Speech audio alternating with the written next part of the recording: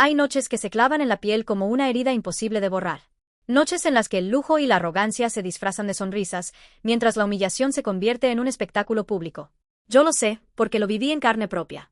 Aquella velada en el Gran Hotel de Ginebra no fue solo una fiesta, fue el escenario donde intentaron destrozarme con miradas, con burlas y con un vestido manchado de vino. Lo que nadie imaginaba es que esa misma noche, la más oscura de mi vida, sería también el inicio de la caída de una de las familias más poderosas de Europa. En esta historia vas a sentir la tensión de cada segundo. El salón lleno de joyas y copas de champán, los cuchicheos venenosos a mi alrededor, las risas que pretendían quebrarme, y la soledad de una mujer enfrentándose a todos. Pero también serás testigo del momento en el que la dignidad, esa que muchos subestiman, se convirtió en mi única armadura. Prepárate, porque lo que comenzó como un cruel juego de sociedad terminó siendo una lección que atravesó fronteras. Aquella noche el Gran Hotel de Ginebra brillaba como un templo de cristal. Candelabros de cientos de lágrimas iluminaban un salón que olía a poder, a champán caro y a perfumes de nombres impronunciables. Afuera, los flashes de la prensa estallaban como fuegos artificiales. Dentro, las risas contenidas de la élite resonaban como un coro satisfecho de sí mismo. Why yo entré sola. Mis pasos sobre el mármol parecían demasiado ruidosos, casi insolentes en medio de tanta coreografía perfecta de trajes a medida y vestidos bordados con diamantes. Sentí como decenas de cabezas se giraban hacia mí. Sus ojos no me miraban, me diseccionaban. Una señora, con un vestido verde esmeralda que brillaba como si se hubiese arrancado un trozo de joyero, cuchicheó al oído de su acompañante. ¿Quién es esa mujer? No me suena de nada. Él, un hombre de gesto engominado y sonrisa torcida, respondió sin molestarse en bajar la voz. No tengo ni idea, pero está claro que no pertenece a este círculo. Aquellas palabras me atravesaron como alfileres bajo la piel. No era la primera vez que me miraban como si fuese una intrusa, pero aquella noche el aire estaba cargado de un veneno distinto. El veneno de la certeza de que yo, para ellos, era invisible y a la vez, una amenaza. Me aferré al clutch entre mis manos como si fuera un salvavidas. Dentro llevaba la invitación, un sobrecolor crema con letras doradas y el sello en relieve que certificaba que mi presencia allí no era un error. Y sin embargo, ¿de qué servía aquel papel frente a la muralla invisible de desprecio que me rodeaba? Respiré hondo, intentando domar el temblor que me subía por la espalda. En mi cabeza se cruzaban recuerdos de una infancia sencilla, de un mundo en el que un vestido limpio ya era un lujo. Y ahora estaba allí, rodeada de diamantes que no brillaban tanto como la arrogancia de quienes los llevaban puestos. Desde el centro del salón, alguien me observaba con una sonrisa torcida. Dolaria Soar, la hija mayor de los Kie, cruzada de brazos, con un vestido rojo brillante que parecía gritar «Soy intocable». Junto a ella, su madre, Beatriz, erguida como una reina de hielo, se acariciaba el collar de perlas que colgaba de su cuello con un gesto estudiado. Sus labios se curvaron en una mueca venenosa. «Querida, estoy segura de que tu nombre no aparece en nuestra lista de invitados», dijo lo bastante alto para que la mitad del salón lo escuchara. Una carcajada contenida recorrió las mesas como una ola silenciosa. En aquel instante, sentí como la soledad me pesaba más que nunca. Era como caminar sobre un escenario donde todos esperaban mi caída. Pero me obligué a sostener la cabeza erguida. El miedo se me enroscaba en el estómago. Sí, pero junto al miedo ardía otra cosa, rabia. Rabia contenida, disfrazada de serenidad. El guardia de seguridad se acercó. Era un hombre alto, de gesto profesional, pero sus ojos delataban la incomodidad de quien sabe que está atrapado entre el deber y la injusticia. «Señora, ¿tiene su invitación?», preguntó con voz neutra. Saqué el sobre y lo entregué con calma. Él lo examinó, palpó el relieve, revisó el sello y asintió. «Parece legítima». «Parece», repitió Beatriz con una risa gélida, como si aquella palabra fuese suficiente para despojarme de toda credibilidad. Varias personas rieron por lo bajo, otras sacaron discretamente sus teléfonos. No lo sabían aún, pero esa noche no solo sería recordada en aquel salón, el mundo entero acabaría viendo lo que estaba a punto de suceder. Yo, Elena Moretti, permanecía sola en el centro de un círculo de lujo y desprecio. Sabía que estaba entrando en terreno hostil. Lo que aún no sabía, era hasta dónde estarían dispuestos a llegar para humillarme. El silencio se quebró con un sonido seco, el cristal de una copa al volcarse. Un chorro de vino tinto se deslizó por mi vestido como una herida oscura, manchando la tela con la misma violencia con la que querían manchar mi dignidad. Las carcajadas se estallaron de inmediato. Valeria Kie, con su sonrisa afilada, sostenía la copa vacía como si fuera un trofeo. «Ay, perdona», dijo con fingida inocencia. «No te había visto». El salón entero vibró con risas cómplices. Algunas eran escandalosas, otras apenas suspiros ahogados, pero todas dolían igual. Yo permanecí quieta, notando cómo el líquido frío se pegaba a mi piel. Por dentro, mi corazón golpeaba como si quisiera escapar de mi pecho. Sentí las miradas. Unos me observaban con burla, otros con una incomodidad cobarde, como quien ve una injusticia pero prefiere callar.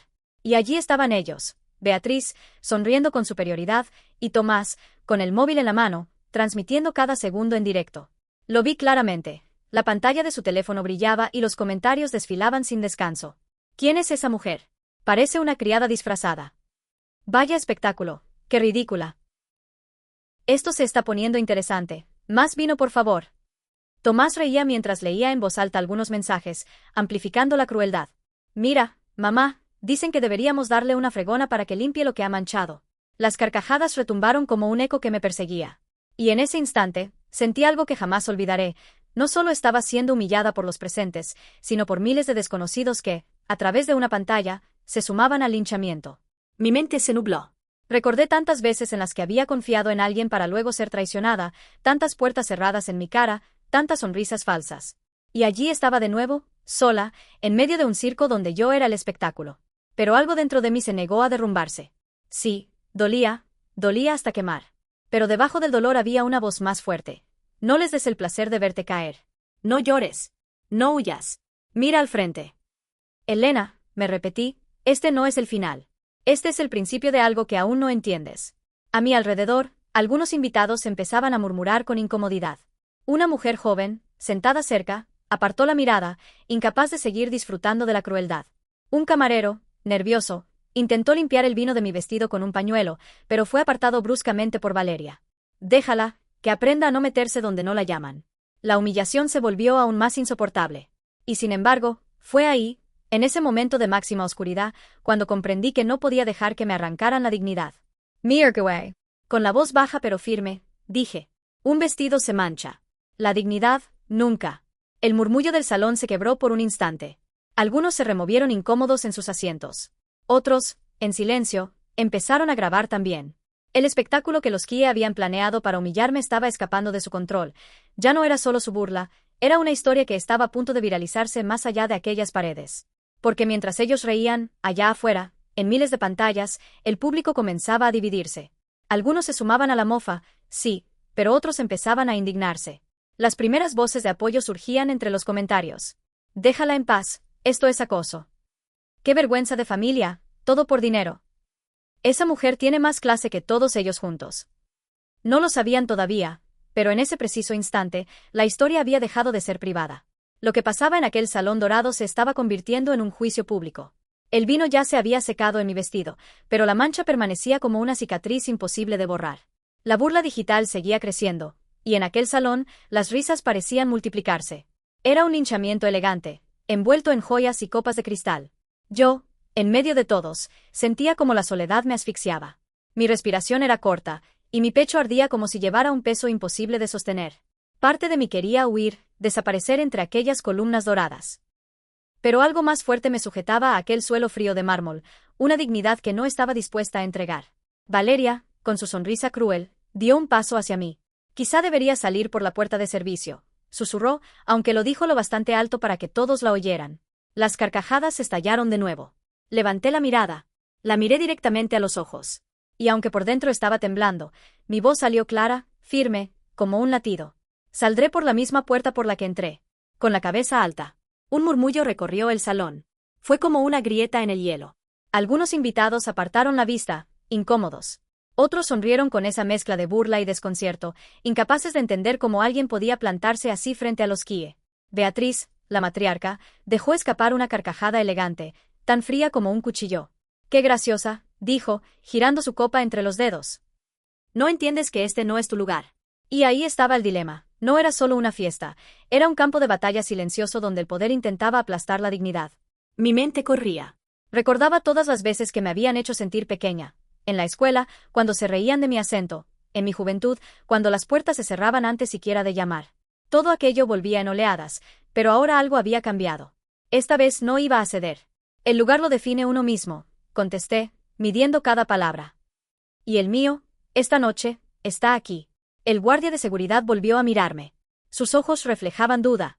Se notaba que no quería ser cómplice de la humillación. A su lado, una invitada mayor, con gesto severo, susurró en voz baja. No deberían tratarla así. Esto se nos va de las manos. Esa chispa de humanidad fue como aire fresco en mis pulmones. Porque aunque la mayoría me condenaba con su silencio, empecé a notar que no todos estaban de acuerdo. La fachada perfecta de los Kie empezaba a resquebrajarse. Mientras tanto, en las redes, la transmisión de Tomás ardía. Miles de personas comentaban, y la balanza comenzaba a inclinarse, las críticas hacia la familia crecían.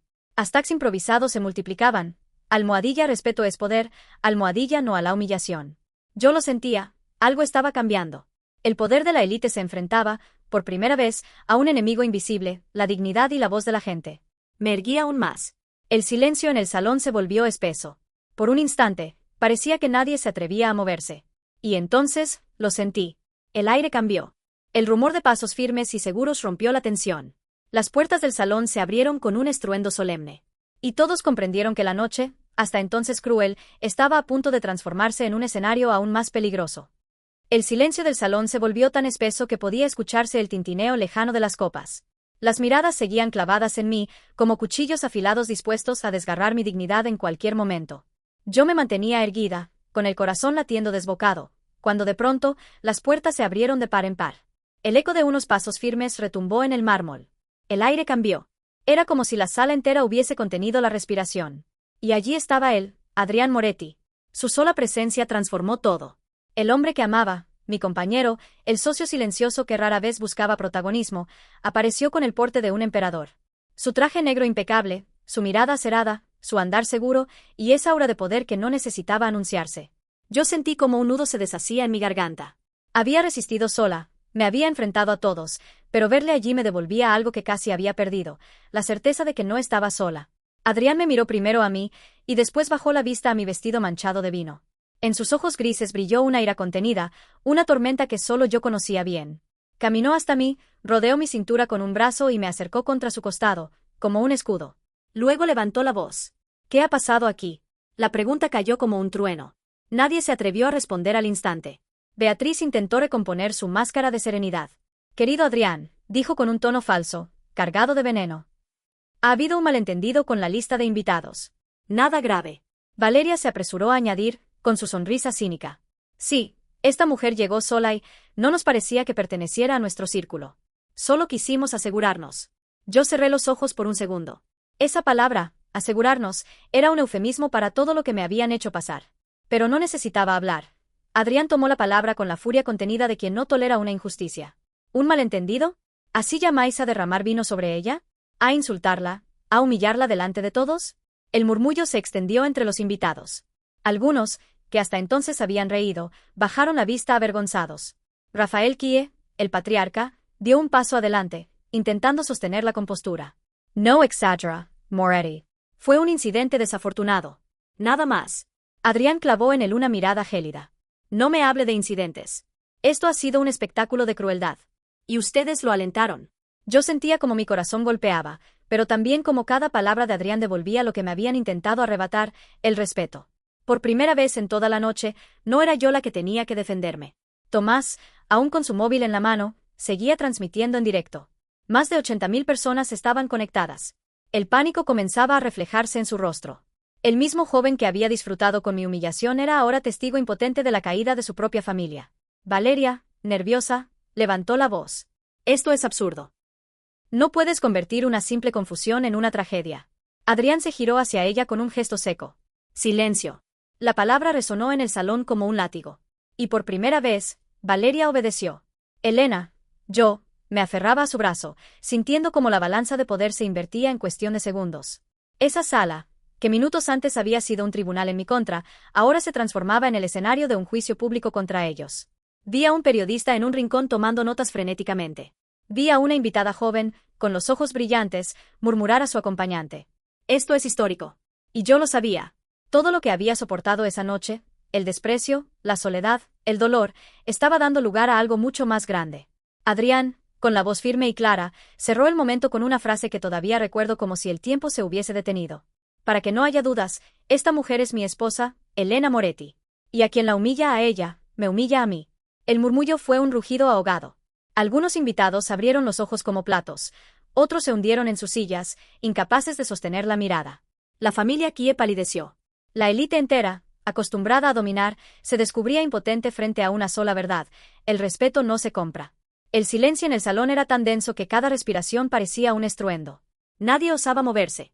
Las palabras de Adrián habían quedado flotando en el aire como una sentencia irrevocable. Y entonces llegó el golpe que quebró para siempre el orgullo de los Kie. Adrián, con la serenidad de quien sabe exactamente dónde atacar, miró directamente a Rafael. Ese acuerdo que pensabais anunciar con tanto orgullo esta noche, queda cancelado. Desde este mismo instante. El murmullo estalló como una ola. Algunas copas temblaron en manos inseguras. Vi cómo los rostros de muchos invitados se iluminaban con incredulidad, otros con una mezcla de fascinación y miedo. Y vi cómo el rostro de Beatriz, hasta entonces pétreo, se desmoronaba. ¿Qué has dicho?, balbuceó ella. Cancelado, repitió Adrián con frialdad. No habrá alianza. No habrá titulares. Lo único que quedará de esta noche será vuestra vergüenza. Valeria intentó reaccionar, aferrándose a la arrogancia como si fuese un salvavidas. Esto es absurdo, Adrián. No puedes hundirnos solo porque ella. Adrián levantó la mano, cortándola en seco. Silencio. Nadie humilla a mi esposa y sale impune. Yo observaba la escena con una mezcla de incredulidad y desahogo. Había soportado la burla, el desprecio, el dolor de sentirme sola, pero ahora todo aquello se transformaba en justicia. Era como si el suelo que me había sostenido toda la noche, frío y hostil, de repente ardiera bajo los pies de los Kie. Tomás, todavía con el móvil en la mano, temblaba. Su transmisión en directo había superado los 100.000 espectadores. Y aunque bajó el dispositivo, era demasiado tarde. La caída de su familia estaba siendo retransmitida al mundo entero. Beatriz, desesperada, se tambaleó un paso adelante. Su voz, antes segura y afilada, ahora era apenas un susurro. Por favor, Adrián, esto no puede quedar así. Piensa en la fundación, en nuestras familias, en lo que representamos. Nadie podía creerlo. La mujer que siempre había dominado con una sola mirada, de rodillas suplicando clemencia. Algunos invitados se llevaron las manos a la boca, otros aprovecharon para grabar el momento, conscientes de estar presenciando historia. Yo, desde mi silencio, sentía algo extraño. No satisfacción, no venganza, sino una tristeza profunda. Porque aunque ellos me habían intentado destruir, lo que veía frente a mí era un derrumbe humano. El poder, la soberbia, la máscara de perfección, todo se había roto en cuestión de minutos. Adrián, implacable, sacó un documento de su chaqueta. Y aún hay algo más. Morari Capital Partners posee el 35% de las acciones de Color Global Group. Soy el accionista individual más grande de vuestra empresa. Desde hoy, el futuro de los Kie no depende de vosotros, depende de mí. El impacto fue demoledor. Hubo un grito ahogado entre los invitados. Algunos dejaron caer sus copas. Otros comenzaron a murmurar frenéticamente. Rafael, el patriarca, palideció de golpe. Intentó dar un paso al frente, pero parecía un hombre 20 años más viejo de lo que era. Esto no puede ser, murmuró, con los labios temblando. Pero era real. Y todos lo sabían. En ese instante entendí algo. No había sido solo mi dignidad la que estaba en juego aquella noche. Era mucho más. Mi resistencia silenciosa había encendido una chispa que ahora ardía como un incendio imparable. Lo que comenzó con una mancha de vino en un vestido se había convertido en la caída de un imperio. El salón entero contenía la respiración. Nadie se atrevía a contradecir lo evidente. Los Kie habían perdido. No solo un trato millonario, no solo el respeto de los presentes, sino la imagen con la que habían vivido durante décadas. Yo cerré los ojos un instante. Sentí el calor de la mano de Adrián sobre la mía. Y comprendí que la humillación que me habían querido imponer se había convertido en la lección más grande para todos. El respeto nunca puede comprarse con dinero. Los días siguientes fueron un torbellino imposible de imaginar. Los periódicos de toda Europa llevaban en portada la historia de aquella noche, el derrumbe de los Kie, la mujer del vestido manchado que no se doblegó. Las imágenes, los vídeos y los comentarios se propagaron como un incendio imparable. Lo que empezó como una humillación privada se había convertido en un símbolo público. Y yo miraba todo eso desde la calma de mi casa, con el mismo vestido aún guardado en el armario, la mancha de vino intacta. No lo mandé limpiar. No lo mandé arreglar. Quise conservarlo así, como un recordatorio de lo que había pasado. Una herida convertida en cicatriz, y una cicatriz transformada en fuerza. Las redes no callaban. Miles de mensajes me llegaban cada día. Gracias por recordarnos que la dignidad no se compra. Tu silencio firme fue más poderoso que todas sus risas. Ese vestido debería estar en un museo. Al principio me sorprendía. ¿Yo, un símbolo? Yo, la mujer que había temblado de miedo frente a aquel salón lleno de cuchillos disfrazados de sonrisas. Pero luego lo entendí, no era yo sola. Era lo que representaba. Era la voz de tantos que habían sentido lo mismo: humillación, desprecio, injusticia. Hubo noches en las que me derrumbé en el sofá, llorando por la tensión acumulada, por la rabia tragada, por las heridas antiguas que habían despertado. Pero en cada lágrima había también algo distinto, una limpieza, un dejar atrás. Y en ese proceso, descubrí que no se trataba de venganza ni de revancha. Era otra cosa. Era Renacer. Recuerdo que Beatriz intentó llamarme semanas después. Su voz ya no era la de la reina de hielo, sino la de una mujer derrotada. No respondí. No porque guardara odio, sino porque entendí que no necesitaba escuchar nada más de ellos. La justicia ya estaba hecha, no por mis manos, sino por la verdad expuesta frente al mundo. Un día, en una cafetería, una chica joven se me acercó. Tendría no más de 20 años. Me miró a los ojos con una mezcla de timidez y admiración, y me dijo: Elena, gracias. Por ti me atreví a enfrentarme a quienes me hacían sentir menos. Ese fue el momento en el que comprendí que todo había valido la pena. Que el dolor, la soledad, la rabia, no habían sido en vano. Que incluso la noche más oscura puede iluminar a otros cuando decides no rendirte. Porque al final, la verdadera victoria no fue la caída de los Kie. La verdadera victoria fue mi propia transformación. Yo, la mujer del vestido manchado, había aprendido que la dignidad es la única joya que jamás pueden arrebatarte.